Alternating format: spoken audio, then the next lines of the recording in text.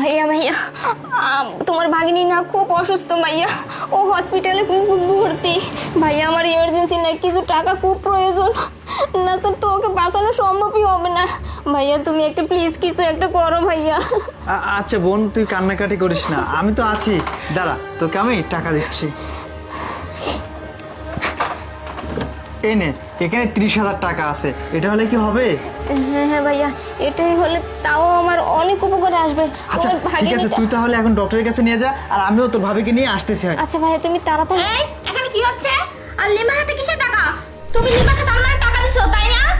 আরে শান্তা, আমার ভাগ্নি অসুস্থ, ওকে টাকা না দিলে ও বাঁচবে না, ডাক্তারের কাছে দিতে হবে, টাকাটা দাও তুমি।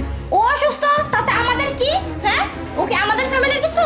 হ্যাঁ, টাকা দিতে হলে ওর স্বামী ওকে দিবে, তুমি কেন দিবে? টাকা কি গাছের পাতা যে চাইলো আর ছিঁড়ে ছিঁড়ে দিলে? শান্তা, তুমি কি বলতেছো? হ্যাঁ, আমাদের রক্তের মানে ও আমাদের রক্তের, আর তুমি টাকাটা দাও। চুপ করো। যখন আমি বলি যে চলো পার্কে যাই তখন তোমার কাছে টাকা হয় না, যদি বলি যে পার্লারে যাই তখন তোমার কাছে টাকা হয় না, আর এখন তোমার বোন এসে চাইলো আর তোমার কাছে টাকা হয়ে গেল। কোথা থেকে আসে টাকা? চিন্তা করছো? অনেক কষ্ট করতে হয় তারপর টাকা আসে। চুপ! টাকা কি তুই কামাই করিস না আমি কামাই করি? হ্যাঁ, দে টাকাটা। খুব বড় বড় কথা বলতেছিস তাই না? আরে আমি ভাবতেও পারতেছি না যে তুই আমার বউ। আরে আমার ভাগ্নি মানে তোরও ভাগ্নি, যেই বউ আমার বোনকে আমার ভাগ্নিকে পরিচয় দেয় না, সেই বউয়ের সাথে আমি সম্পর্ক রাখবো না। আর তুই কি বললি? তোর পার্কে ঘুরতে নিয়ে যাওয়ার কথা তাই না? আরে তোর ঘোরার আর এই ডক্টরের কাছে নিয়ে যাওয়া একটা রোগীকে, এটা কি এক হইলো? হ্যাঁ, তুই কি বোঝাতে চাচ্ছিস আমাকে?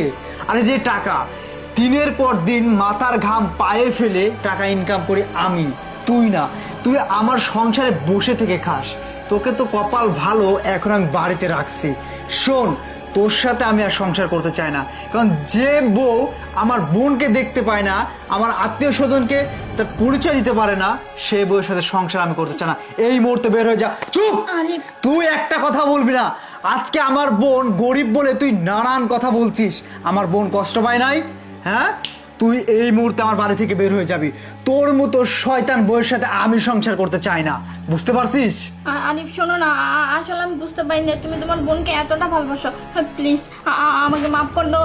আসলে আমি বুঝতেই পারি না, আমি মনে করছি তোমার টাকা তো আমার টাকা, শুধু শুধু টাকা নষ্ট হবে এই কারণে এতগুলো কথা বলে ফেলছি, আর কিছু না। মাপ আমার কাছে না, আমার বোনের কাছে মাপ চা। তুই কি হলো? আচ্ছা ঠিক আছে, আমি ওর কাছে মাপ চাচ্ছি। লিমা প্লিজ তুই আমাকে মাফ করে দে।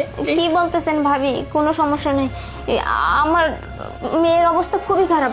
ভাইয়া প্লিজ একটু তাড়াতাড়ি চলো। আচ্ছা তুই টাকাটা নিয়ে যা, আমি আসতেছি। শোন, নেক্সটে যেন এমন ভুল আর না হয়, আর আমি যাচ্ছি, তুই আসিক।